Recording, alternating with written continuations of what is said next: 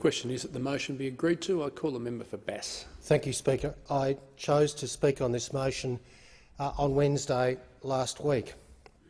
Over a 5-year period from 2012 to 2016, the average number of suicide deaths per year was 2,795. In 2016, preliminary data showed a total of 2,866 deaths by suicide. That is approximately 7 per day, 178 people per day attempt.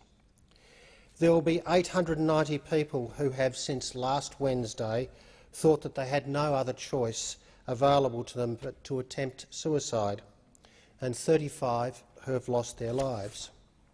35 people, Speaker, who are lost to us, lost to their families, lost to their communities. People who deserve to be more than a statistic. The ripples through our community run from each completed suicide. Many of us ask the question, why?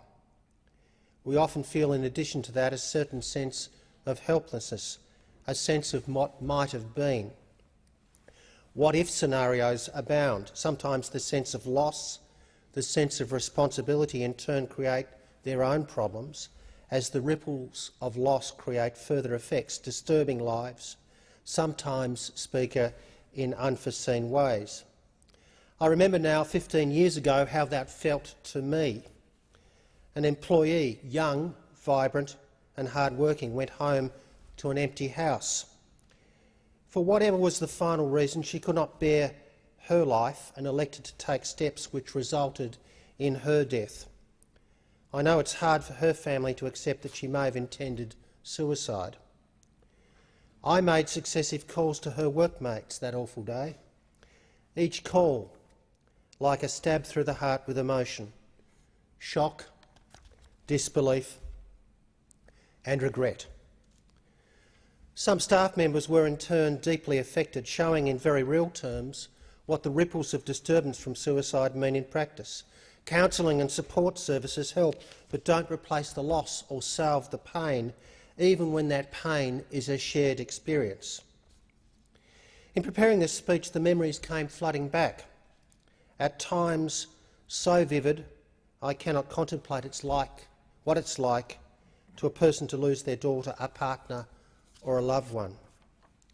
And on Friday I received a message which again emphasised the immediacy and currency of this issue. Another friend, a colleague, a highly respected leader and mentor to many, was lost.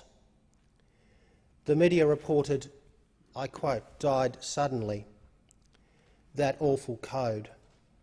Again, shock, disbelief, even anger. Colleagues again lamenting a departed, respected friend. Are you okay is intended to empower us to ask that difficult question, but the alternative to asking that difficult question is indeed much worse. The inevitable disbelief and the why when someone attempts and completes the act of suicide. Better, Speaker, to ask the difficult question, to ask as to whether a friend or colleague is okay, than regret to not ask the question. Better to activate your better instincts and judgment as to a person's outward appearance. If things appear not quite right, ask the question, are you okay? The question may prompt a response which in turn demands further action, but if "are you okay" is to be effective to save lives and prompt a friend or colleague to say no, then each of us bear the responsibility to act. So what does acting in response to your question look like? Suggestions published in connection with Are You OK Day include: ask what is going on in their lives, listen actively. Ask, how can I help? Or is there something that I can do for you right now? Sometimes it's about keeping them in company, providing practical support, or linking them with health professionals.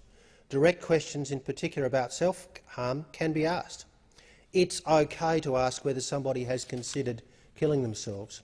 In asking those questions, it's better to be non-judgmental rather than clothing questions around "don't do anything silly."